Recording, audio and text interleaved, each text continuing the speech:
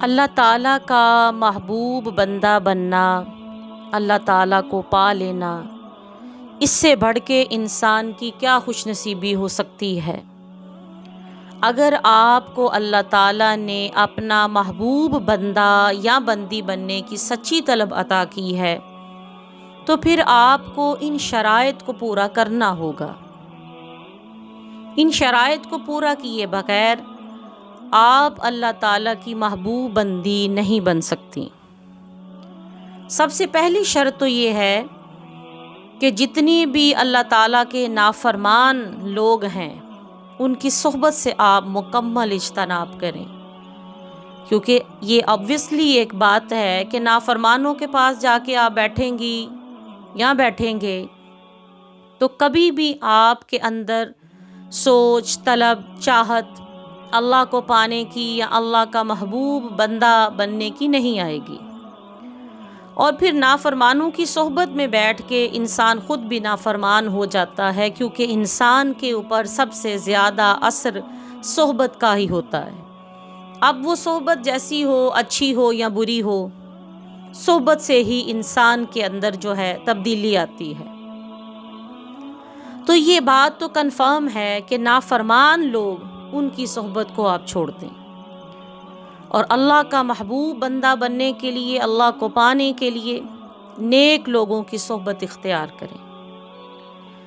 اس کے بعد جو دوسری اہم ترین شرط ہے کہ اگر آپ اللہ تعالیٰ کی محبوب بندی بننا چاہتی ہیں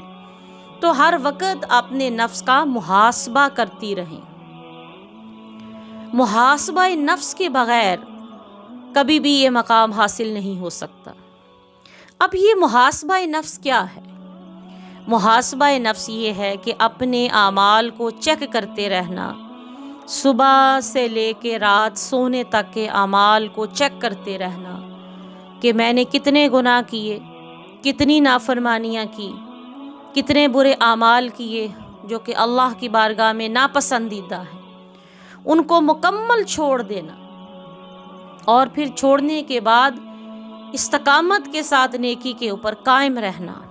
اور اپنے نفس کو نیکیوں میں آگے آگے آگے ہر گزرتے دن کے ساتھ اور بہتر اور بہتری کی طرف ہی بڑھتے چلے جانا محاسبہ نفس ہے۔ بیسیکلی محاسبہ نفس میں اپنے اعمال کو بہتر کیا جاتا ہے، بہترین کیا جاتا ہے، اور وہی لائف سٹائل اختیار کیا جاتا ہے جو اللہ کا پسندیدہ ہے۔ اب اللہ تبارک و تعالیٰ کا پسندیدہ لائف سٹائل کیا ہے؟ اس کے لیے اللہ کریم نے سورہ احزاب میں ارشاد فرمایا،